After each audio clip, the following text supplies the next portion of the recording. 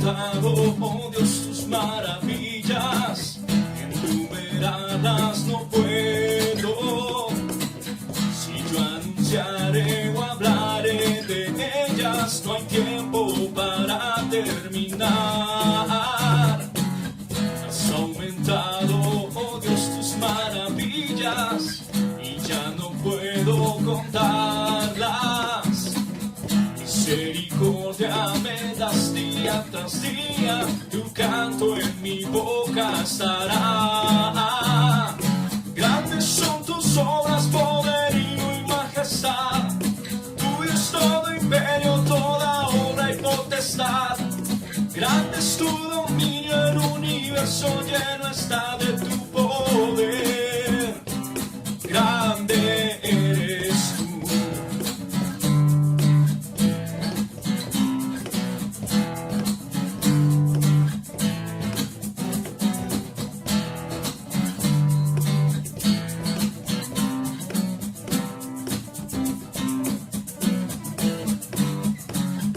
Has aumentado, oh Dios, tus maravillas, enumerarlas no puedo. Si yo anunciaré o hablaré de ellas, no hay tiempo para terminar. Has aumentado, oh Dios, tus maravillas, y ya no puedo contarlas. Misericordia me das día tras día, tu canto en mi boca estará. Grandes son tus obras, poderío y majestad, tuyo es todo imperio, toda obra y potestad. Grande es tu dominio, el universo lleno está de tu poder. Grande eres tú, grandes son tus obras, poderío y majestad, tuyo es todo imperio, toda obra y potestad. Grande es tu dominio, el universo lleno está de tu poder. Grande eres, grandes son tus obras, tuyo es todo imperio. Grande es tu dominio, el universo lleno está de tu poder. Grande eres tú. Oh, oh, oh.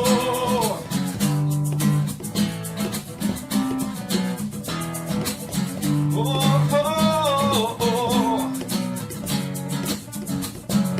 Grande eres tú.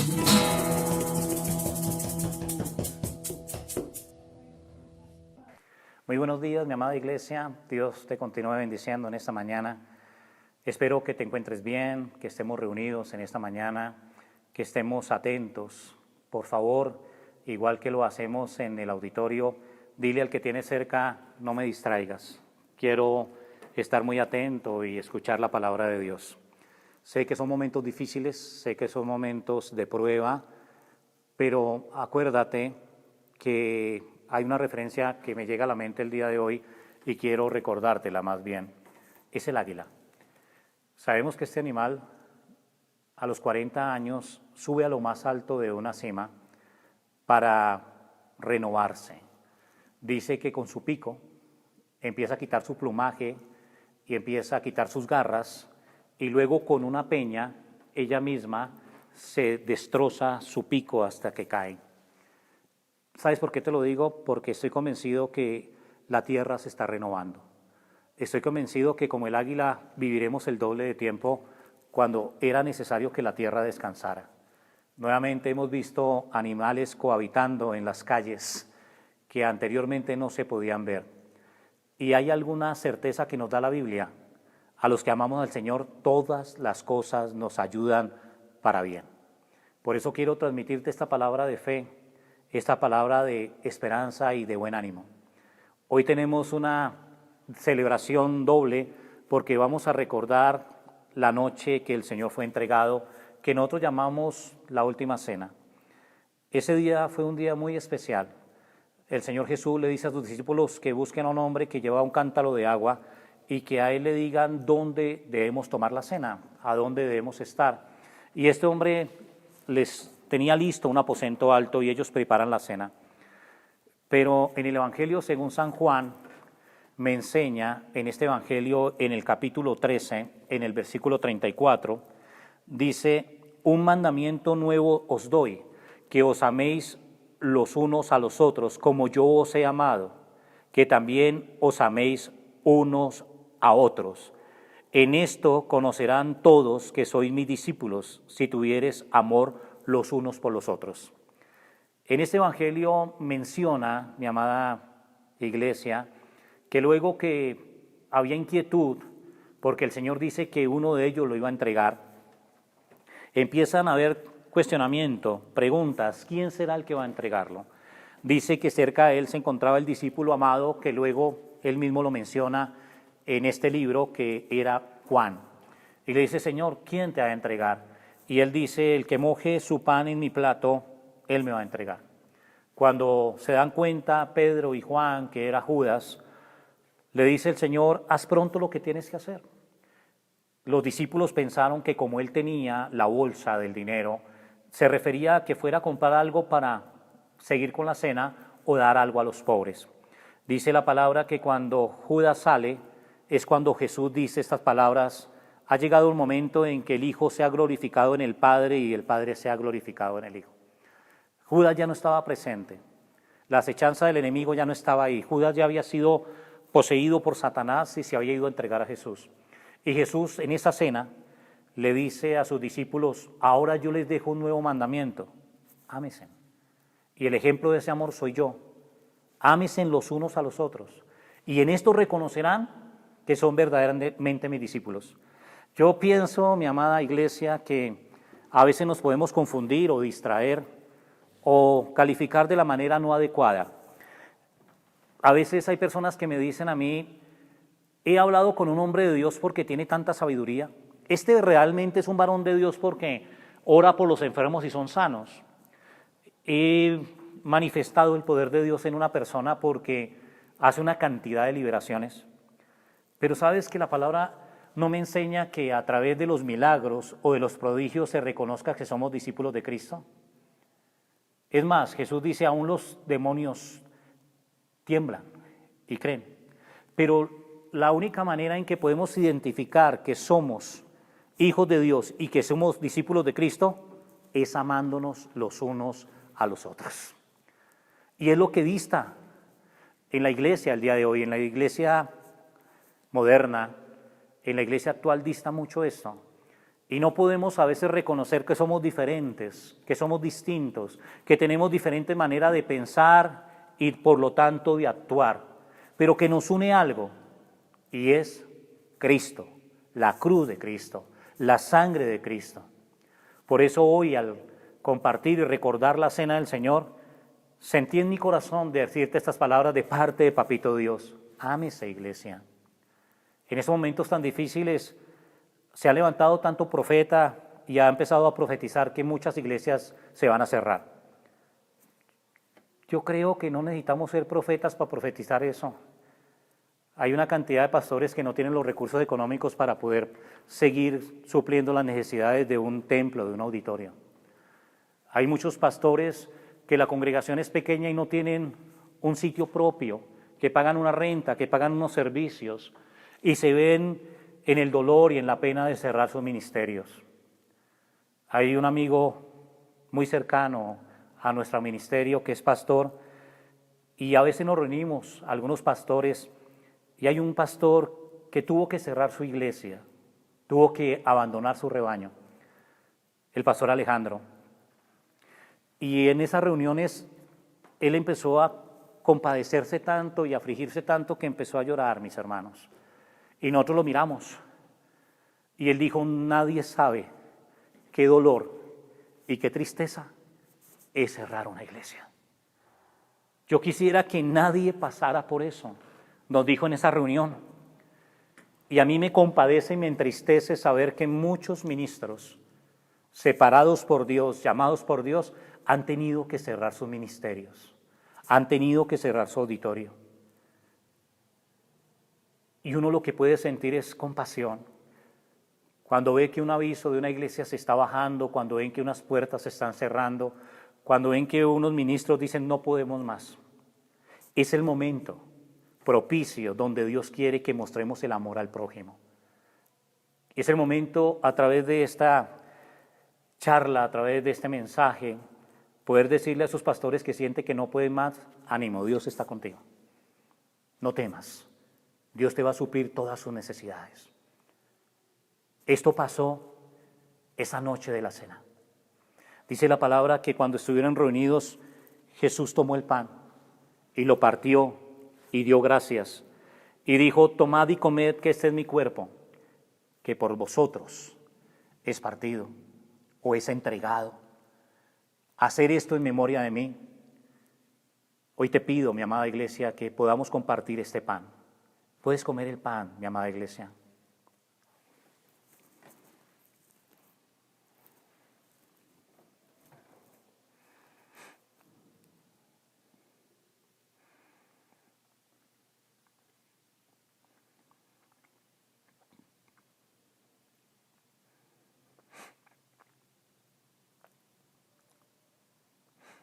Dice la palabra que asimismo tomó también la copa y dijo, tomad y beber que esta es mi sangre, que por vosotros es derramada. Hacer esto en memoria de mí. ¿Puedes tomar la copa?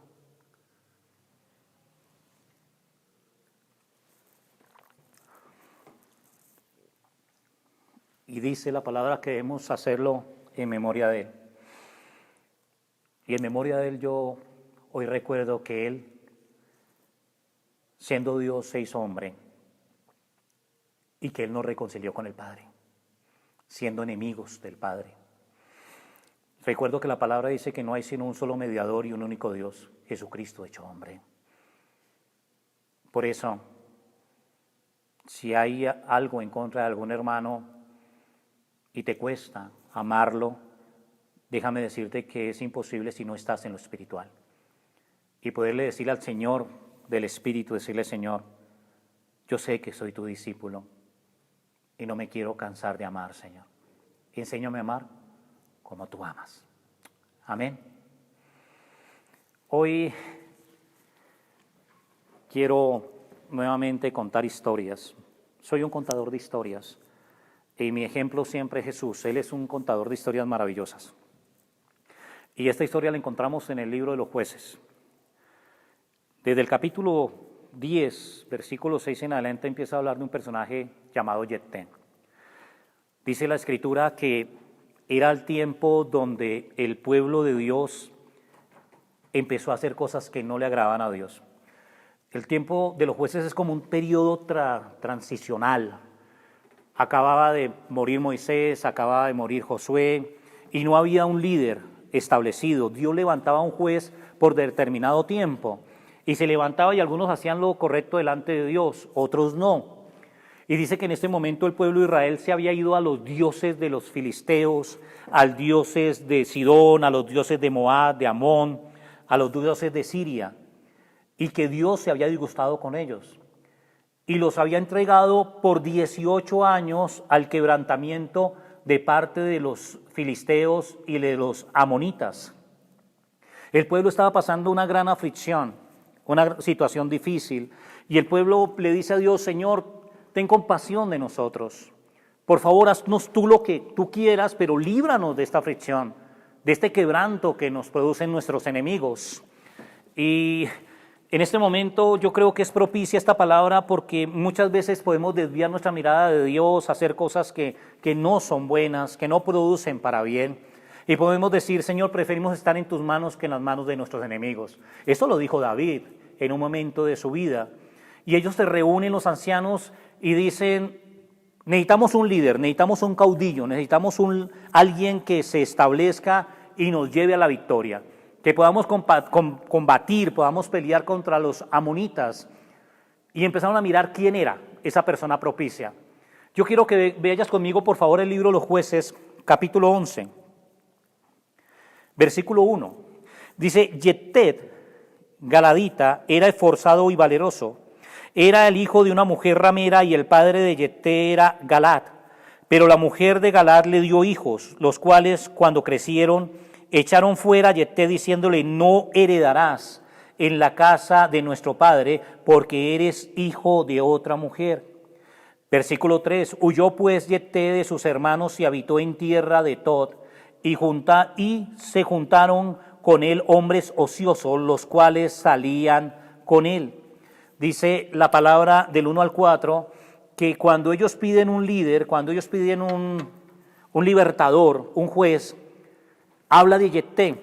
Y miremos de pronto esta situación de Yefté. ¿De dónde venía Yefté? ¿Quién era este hombre? La palabra dice que de lo vil y menospreciado ha escogido Dios para avergonzar los sabios de este mundo. Yo creo que cada uno de los que estamos hoy aquí reunidos a través de este canal, a través de esta enseñanza, tuvimos toda la oportunidad de desviar nuestra vida. Tuvimos la oportunidad de ser diferentes.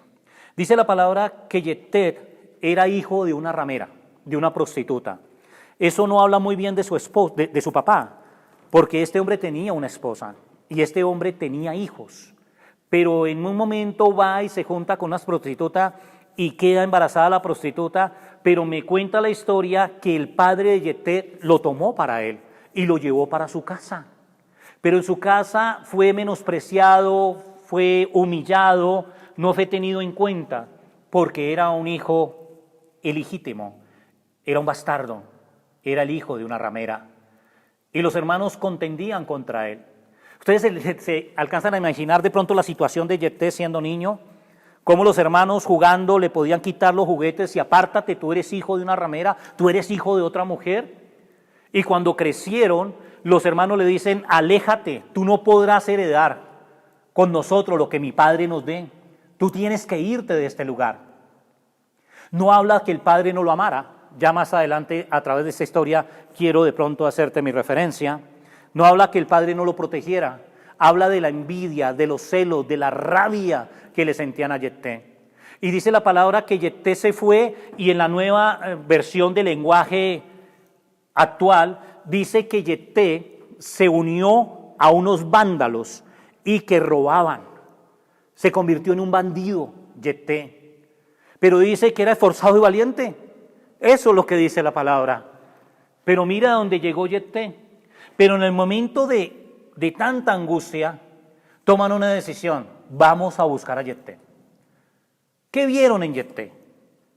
¿Por qué lo escogieron a él como líder? De pronto porque era esforzado, de pronto porque era valiente. Yo miro a Yefté y lo puedo comparar con David cuando su padre lo manda a llamar de estar cuidando unas ovejas. Yo miro la vida de Yefté y de pronto lo puedo ver como ese José que fue aborrecido por sus hermanos. Por eso la palabra es una y dice: de lo vil y menospreciado ha escogido Dios para avergonzar los sabios de este mundo. Y cuando lo mandan buscar, yo veo también la actitud de Yefté como la actitud de David, cuando David investiga y él dice: ¿quién le darán al que derrote a este gigante? Yefté van y le dicen los ancianos: necesitamos un líder, necesitamos un caudillo, necesitamos quien nos defienda de los amonitas. ¿Quieres ir con nosotros? Yefté dice: ustedes menospreciaron, me humillaron, me desecharon y hoy vienen a buscarme. Y le dicen: por eso venimos a buscarte, necesitamos alguien como tú. Y sabes que mucha gente necesita a alguien como tú, con el amor, con la pasión de Cristo, por el deseo de que un pueblo no perezca, que un pueblo no desfallezca, que un pueblo no se desanime. Y Yefté dice: bueno, ¿y qué le darán a esta persona? Lo nombraremos caudillo, lo vamos a nombrar jefe de nosotros. Eso le interesó a Yefté. Dijo: qué bueno. Y se devolvieron con Yefté. Dice la palabra en Deuteronomio 11 que nosotros le debemos hablar a nuestros hijos de Dios y de las cosas que Dios hizo. Y dice la palabra: y les hablarás cuando te sientes, cuando te levantes, cuando vayas por el camino. En todo momento le hablarán mi palabra. Cuando yo miro la historia de Yefté, y quiero que la leas en tu casa, te estoy contando esta historia maravillosa. Yefté llega allá y empieza a ser un negociador, empieza a mirar cómo puede solucionar las cosas. Él no se va a batallar directamente contra los amonitas. Él primero envía unos mensajeros: dile al rey de los hijos de Amón, ¿por qué quiere pelear conmigo? Ve y dile eso. ¿Por qué quieren hoy pelear contra Israel? Se fueron los mensajeros Y los mensajeros le dicen al rey de los amonitas, ¿por qué quieres hacer guerra contra Israel? Manda a preguntar Yefté, nuestro jefe, nuestro caudillo. Porque ustedes nos despojaron de nuestras tierras, dijo el rey de los amonitas. Ustedes cuando salieron de Egipto, vinieron e invadieron este terreno que nos pertenece. Y ese mensaje se lo llevaron a Yefté. Y tú te puedes dar cuenta en este capítulo 11 cómo Yefté da una explicación clara de la historia hebrea, de la historia de los hijos de Dios. Y él empieza a decirles, ve y dile al rey de los amonitas que lo que dicen no es cierto, que cuando nosotros llegamos al desierto, estas tribus de los amonitas, de los amorreos, no nos dejaron cruzar, sino que tuvimos que rodear el desierto para llegar a la tierra que Dios nos había prometido. Y esta tierra nos la entregó Dios como heredad. ¿Por qué no le piden la tierra que su Dios les entregó? Déjenos la tierra que Dios nos entregó. Esta tierra es nuestra, nos pertenece por más de 300 años, dice Yefté. Por más de 300 años hemos habitado en esta tierra. Qué historia tan maravillosa. Yo sigo enfocado en Yefté. Yo sigo enfocado en este líder. Bastardo, hijo de una prostituta, humillado, menospreciado, rechazado, expulsado. Pero que lo que él está diciendo acá me muestra que su padre lo sentaba en sus piernas y le contaba la historia de Moisés, y le contaba la historia de José en Egipto, y le contaba la historia de Jacob, y le contaba la historia de Isaac y de Abraham. Este hombre, aunque vino a ser parte de una banda, aunque vino a ser parte de un grupo de ladrones y líder, era un hijo de Dios. Y solo tenía que aprovechar su oportunidad. Llegó la oportunidad. Y yo quiero decirte, aprovecha la oportunidad que estás viviendo en este tiempo. Que la historia hablará de la iglesia, de un Dios y un Cristo resucitado. Cuando los amonitas no quisieron recibir la palabra de Yefté, dice que Yefté fue movido en el Espíritu Santo y le dijo al Señor, Señor, si tú vas conmigo en esta gran batalla, Señor, y tú me das la victoria delante de los amonitas, Señor, lo que salga de mi casa, yo lo consagraré para ti, Señor. Yo lo voy a consagrar para ti. Y Yefté fue y batalló contra los amonitas y los venció, los derrotó. Cuando él volvió de la batalla, se acercó a su casa y dice la historia que él no tenía sino una sola hija. No tenía hijos ni hijas, solo una. Y cuando él se acercaba a su casa, esta niña salió muy contenta, danzando y alabando. Y él se entristeció. Dijo, ¿por qué? ¿Por qué me hiciste esto? Porque yo le prometí a Jehová que lo que saliera de mi casa sería para él. Y tú saliste. Sí, sabes que yo he escuchado varias versiones sobre este texto bíblico y habla de los votos. En ese tiempo Jesús no se había hecho hombre y era una costumbre en esta época pedir señales y hacer votos con Dios. Dice en Hebreos que a nuestros padres en la antigüedad Dios les habló a través de los profetas, pero que en estos postreros días nos habla a través de Jesucristo. Hay que mirar el tiempo. Eso está en el Antiguo Testamento, en el tiempo de los jueces. Y él hizo un voto con el Señor. Era un ladrón, pero ¿sabe qué hizo Yefté? No robar lo que le prometió a Dios. Él no lo hizo. Dios me dio la victoria y yo a Dios le soy fiel. Yo no sé, para los que estamos hoy reunidos, ¿cuánto significa un hijo? ¿No era una pena tras otra pena? ¿No era de pronto sufrir, me tocó a mí en esta vida? ¿Llorar es mi destino hasta el morir? No importa que la gente me critique, si así lo quiere Dios, si así lo quiere Dios. No, mi hermano. Mire la actitud de Yefté. Mira esa actitud. Cuando él le dice a su hija lo que él había hablado con Dios, la hija dice, papá, yo te pido, Padre, que me dejes ir por 2 meses en compañía de mis amigas y yo pueda llorar y lamentar que nunca me voy a casar y que nunca te voy a dar nietos, que no voy a tener hijos. Y Yefté le dijo, haz como tú has dicho, haz tú como tú has pensado. Y dice la historia que la doncella se fue por 2 meses y al volver fue consagrada para Dios. Nunca se dio en matrimonio, nunca tuvo hijos, fue aislada para la oración, para la consagración a Dios. Y no obstante, dice el capítulo 12 que los de Efraín, del mismo pueblo de Israel, fue a combatir contra Yefté. Y le dijeron, Yefté, ¿por qué fuiste a pelear contra los amonitas si no nos llamaste y no nos dijiste? Ahora te vamos a quemar a ti y a toda tu casa. Linda la historia, ¿no? ¿Por qué fuiste a combatir con ellos? Y Yefté dice, cuando yo fui a combatir contra los amonitas, yo los mandé llamar a ustedes y ninguno de ustedes quiso venir. Pero yo puse mi vida en riesgo y yo fui y arriesgué mi vida y tuve la victoria sobre los amonitas. Porque Dios estaba conmigo.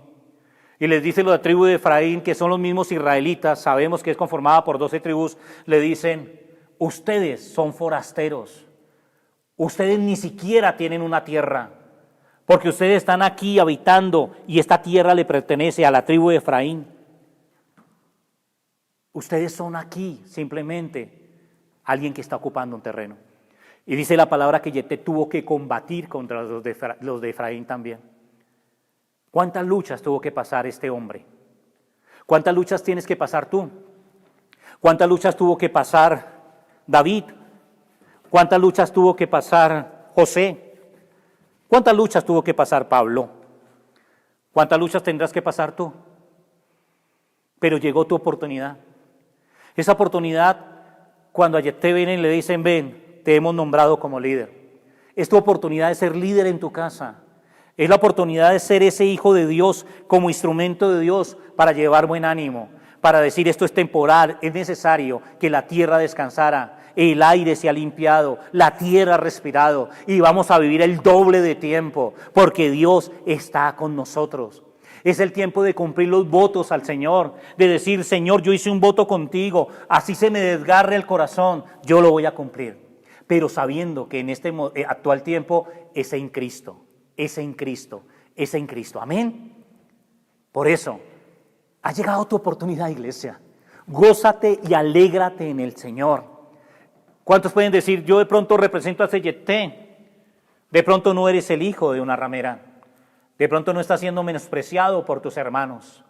Pero tu vida no ha sido fácil. Ha sido bien complicada. Y tú dices, si ahora viene esta situación tan difícil, mi amado hermano, así la mujer que te parió, dice Isaías, capítulo 49, versículo 15, si no me equivoco, quiero ir a esta cita bíblica, Isaías 49, 15. Dice, ¿se olvidará la mujer de lo que dio a luz para dejar de compadecerte del hijo de su vientre? Aunque olvide ella, yo nunca me olvidaré de ti. Aunque se olvide la mujer que te parió, yo nunca me olvidaré de ti. Amén.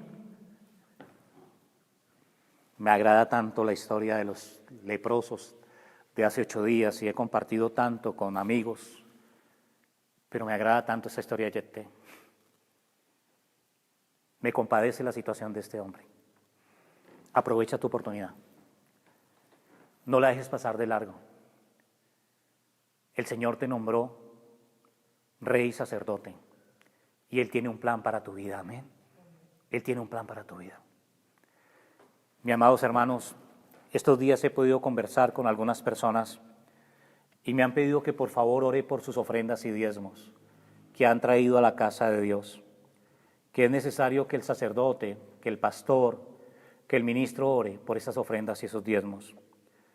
Gracias, mis hermanos, los que han tenido la posibilidad y no han estado inactivos y han podido trabajar en este tiempo de aislamiento desde su casa. y nos han hecho llegar sus ofrendas y diezmos. Muchas gracias. El Señor Dios los continúe bendiciendo y Él nunca olvidará lo que tú haces. Me compadece estas personas que están hoy inactivos, que no hay productividad, que están cesantes y no tienen cómo subsistir. Pero yo te digo, mi amada iglesia, que aunque la higuera no florezca, ni la vid de su fruto, ni haya ganado en los establos, ni en los campos haya cosecha, con todo Dios te sustentará, con todo Dios te va a bendecir. Por eso, hoy, en el llamado de mis hermanos que me han pedido que ore por las ofrendas y los diezmos, quiero orar por ellos. Por cada uno de mis hermanos que ha tenido la posibilidad, gracias, porque a través de sus ofrendas y diezmos hemos podido suplir las necesidades del templo, la renta, los servicios, y hemos podido bendecir a una que otra familia de la iglesia, y también me he sido bendecido a través de esas ofrendas y diezmos como casa pastoral. Muchas gracias, mi amada iglesia. Y claro que con mucho respeto y honra oro por sus finanzas. Vamos, si tienes la oportunidad, también me dijeron, y tienes una ofrenda, un diezmo, estás productivo, has trabajado, has separado para Dios, alista tu ofrenda, mi amada iglesia, que quiero orar por esa ofrenda. Amado Señor, tuya es toda la gloria y la honra, Padre Santo. Tu palabra nos enseña, en la Escritura nos dice, probadme ahora en esto, si no abriré las ventanas de los cielos y derramaré bendición hasta que sobre y abunde. Tu palabra me dice que tú reprenderás al devorador, Señor, y que tú sanas nuestra tierra, Señor. Tu palabra nos enseña, Señor, que las naciones nos llamarán bienaventurados. Hoy yo bendigo, Señor, a cada hermano que ha tenido la oportunidad de poder laborar desde sus casas y han separado para tu casa, Señor, y han sembrado en buena tierra. Yo bendigo cada ofrenda y cada diezmo que ha entrado a la iglesia, Señor, la plenitud de su presencia. Bendigo las compañías, las empresas que aún en tiempo de aislamiento han hecho llegar las quincenas a sus empleados. Las bendigo en el nombre de Cristo Jesús. Bendigo, Padre Santo, y te pido que hagas un milagro sobrenatural en aquellos hermanos que están cesantes, en aquellos hermanos que no tienen provisión, para que seas tú supliendo, amado Señor, a tu pueblo, en el nombre de tu Hijo Jesús. Gracias, Señor. Yo bendigo todo diezmo, toda ofrenda, porque toda buena dádiva viene de ti, Padre Santo, en el nombre de Jesús de Nazaret. Te digo, mi hermano, que somos un cuerpo, y sé que algunos hermanos están en necesidad. Y qué bueno si tú estás siendo productivo y no te han dejado de pagar y has tenido la oportunidad de trabajar, si puedes enviar una ofrenda para poder bendecir a estos hermanos. Y te pido, hermano, que como familia nos hagas saber tu necesidad. Y no solo queremos orar por ella, queremos también hacer parte de la bendición. Necesitamos recursos para poder ayudar a la iglesia. Mi hermano, aprovecha tu oportunidad, así como lo hizo Yefté. 18 años estuvieron como esclavos de los filisteos y los amonitas, hasta que se levantó un Yefté, un líder, y dijo, no más, porque Dios me ha escogido. Un Yefté que fue un hombre inteligente, que estudió y se dio cuenta de por qué estaban en esa tierra y se lo recordó al rey de los amonitas. Es hora que le recuerdes al enemigo en qué lugar estás tú y en qué lugar está él. Es hora que digas, a través del sacrificio de Jesús en la cruz, nuestro Señor Jesucristo te ha puesto bajo la planta de nuestros pies. Amén. Tener identidad como la tuvo Yefté. Que Dios te continúe bendiciendo, amada iglesia, y nos vemos en una próxima oportunidad. Ámense los unos a los otros. Amén.